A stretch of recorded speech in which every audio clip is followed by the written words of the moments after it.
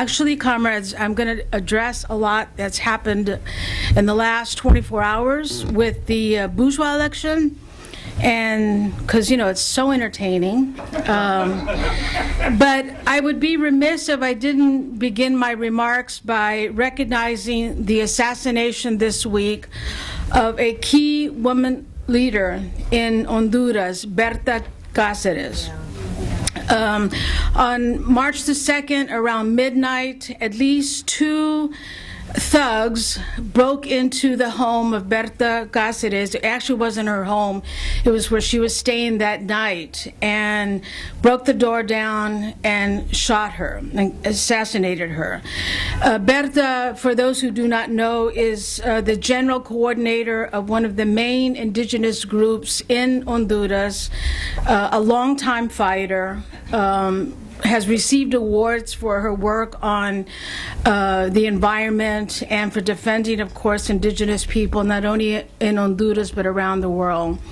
So we really have to take recognition of this sister who gave her life for the struggle.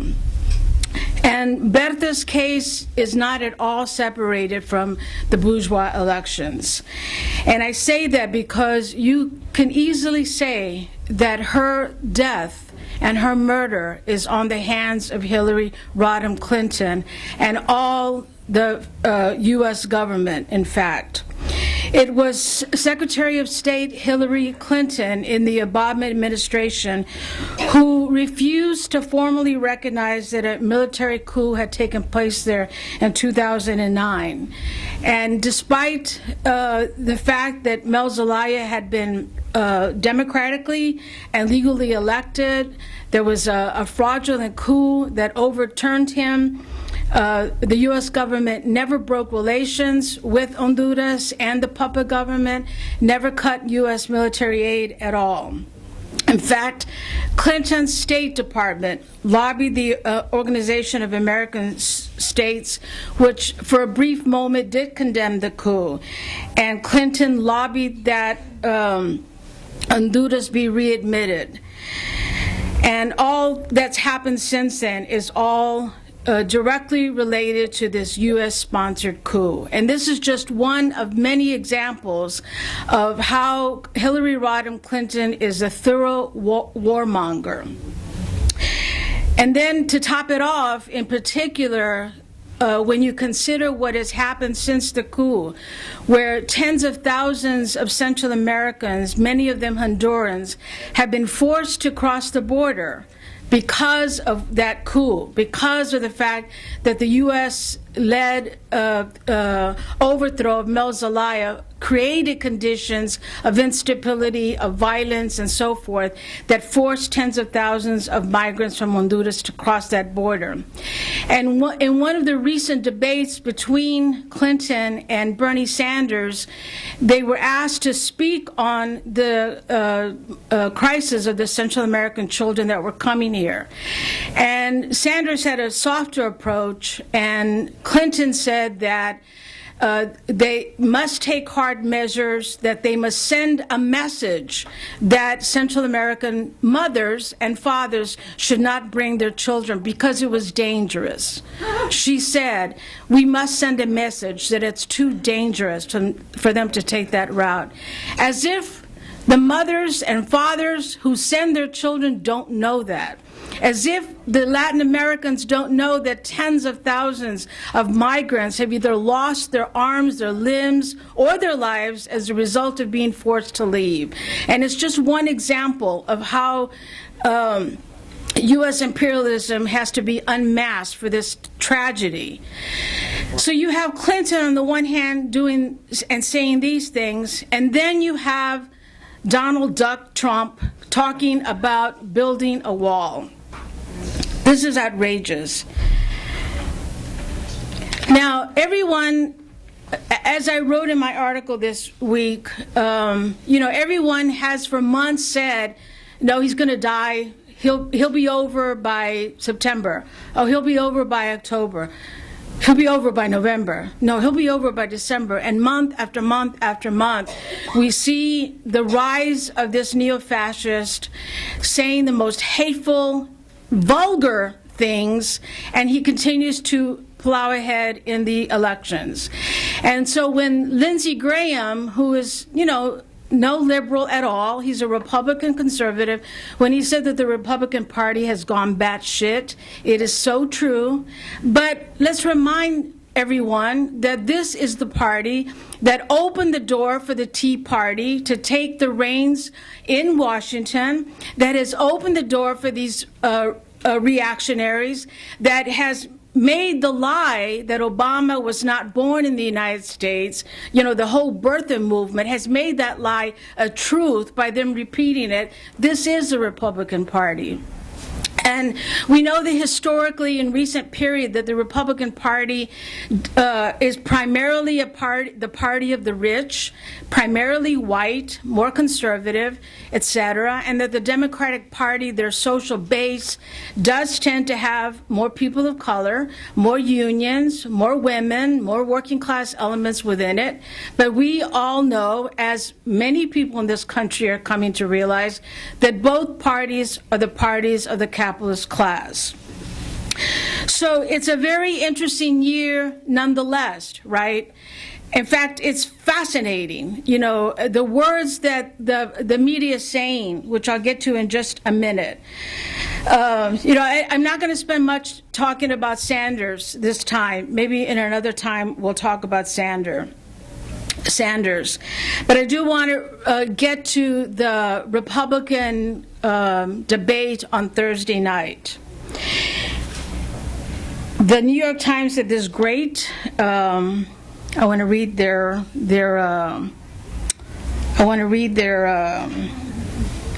FUI. I know I have it here somewhere. I want to read their headline. I know I wrote it down somewhere. Bear with me, comrades. Sure.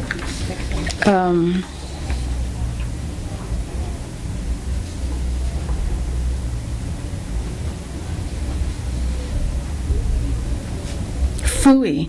Okay, whatever. It said something about delving into the pants of the presidential nominees, because if you didn't see the debate, it was a continuation of childlike, insulting, vulgar, second-grade level rhetoric, where they were basically making dirty jokes that you might find at a redneck bar, with a bunch of white men talking about stupid, backward things. This was on the stage, and it's laughable and it's offensive, except that it has opened up a white supremacist movement in this country as a result.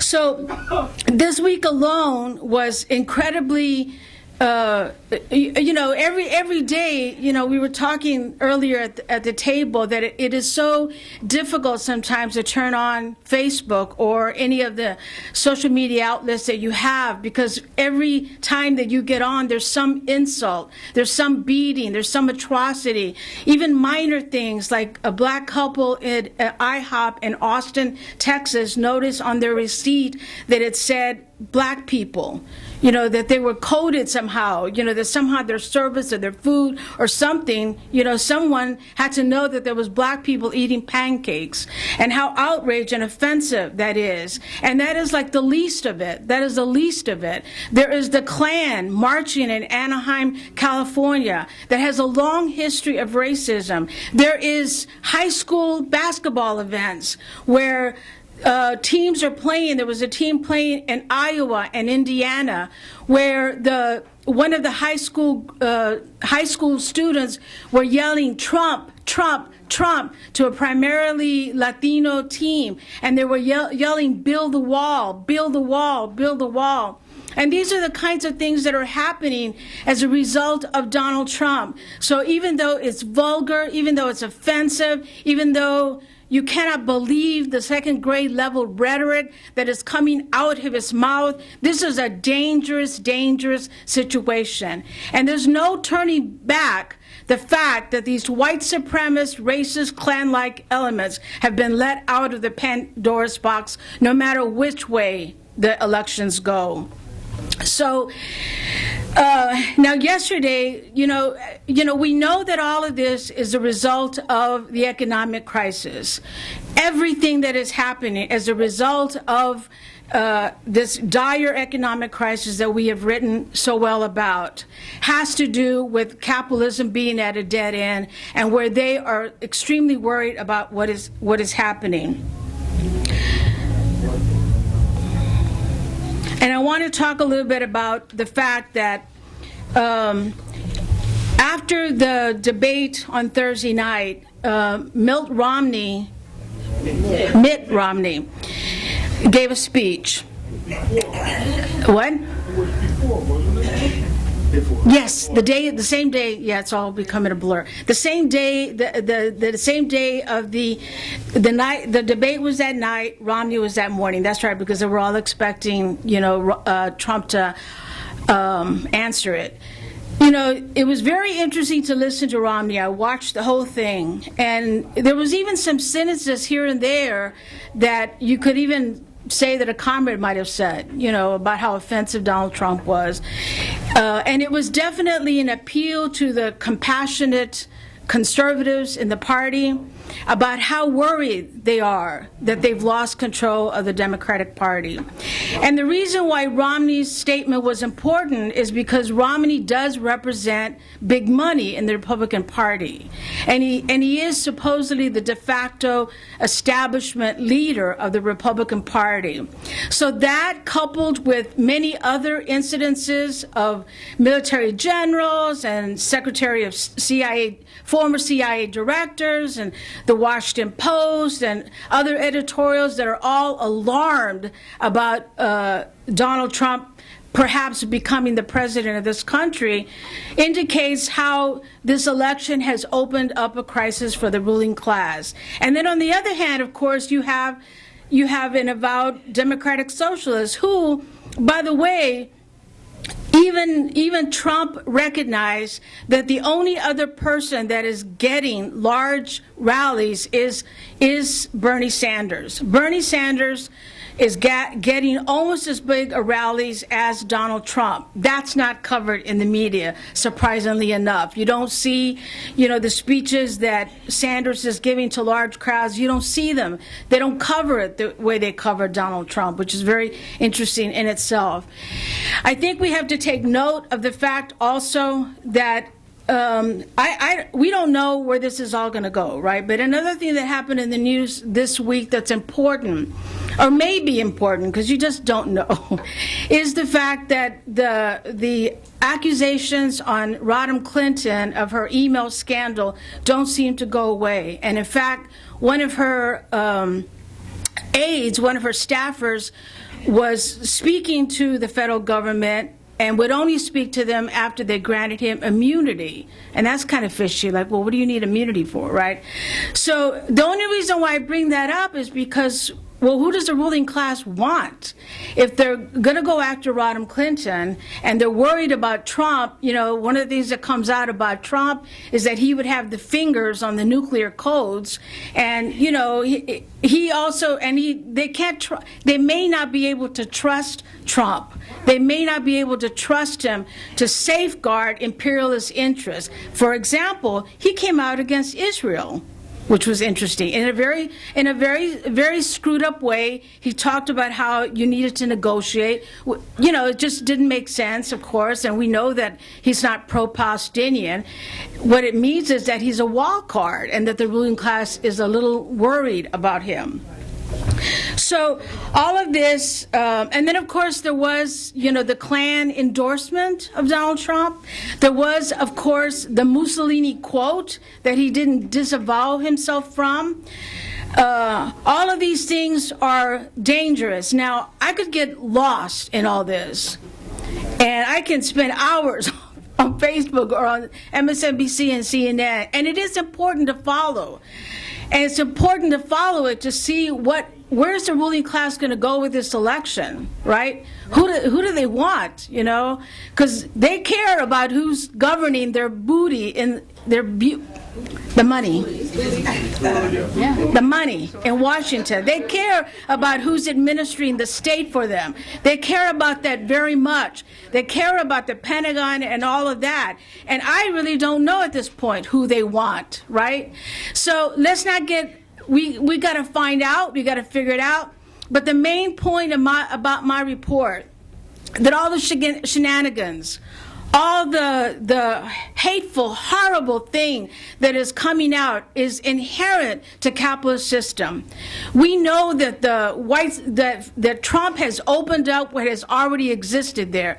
It's white supremacy.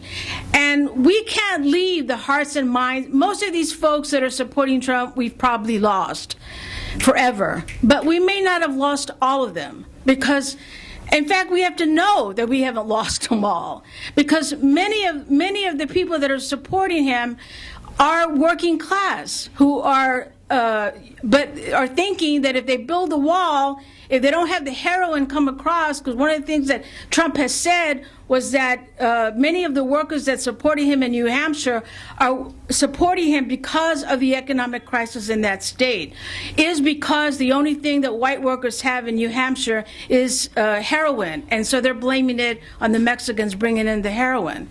It's not the Mexicans, it's the banks, and it's the military that's bringing the drugs, right? And we know that. The banks make huge amounts of profit. So yeah, we probably have lost a lot of those people that are supporting Trump. You know, it's hard to push that racist Pandora back in the box. But we have to work to win the hearts and minds of the entire working class. And if anything, this election shows us clearly that there is a potential for a revolutionary Marxist-Leninist party to go out there and do outreach. More than ever, people of all nationalities, primarily youth, but oldies too. I mean, my generation was in the streets, and we got to get to them, because we know that they haven't forgotten about the revolutionary period of the 60s and 70s. And this election shows that there is a potential for a revolutionary party to go out there and do the work of recruiting and winning over. So we are going to now take the election campaign of Moorehead and Lilly, which is already, you know, we've just started really getting the literature together and the website and all that stuff. We haven't even finished translating it yet, but we will. But even before it's really been launched, Monica has received many appeals to do interviews, our Twitter stuff, the letter that was drafted by the comrades to Representative Lewis got a lot of feedback, that sort of thing. And in our next phase, we want to support the call from the Baltimore comrades to have regional demonstrations on the anniversary of the assassination of Mr. Freddie Gray. And our campaign is going to take to the streets on either April 19th or April 23rd, depending on when Baltimore decides to carry out the action. And we want to make this national days of action. We want to appeal to all of those, especially the young white men who are boldly going into the Trump rallies and disrupting Trump and getting kicked out. The black sisters and brothers who were disrupting Hillary Rodham Clinton so boldly, so bravely, being carried out by CIA and FBI agents. We want to appeal to all of them that there is an election campaign that puts the struggle of the Black Lives Matter movement front and center, and that is saying Black Lives Matter absolutely, and the only wall we're going to build is a wall of solidarity. That's a bad analogy. We're going to break down the walls. There's not going to be any walls, and we're going to build a struggle and get ready for a very exciting period in the United States. Thank you.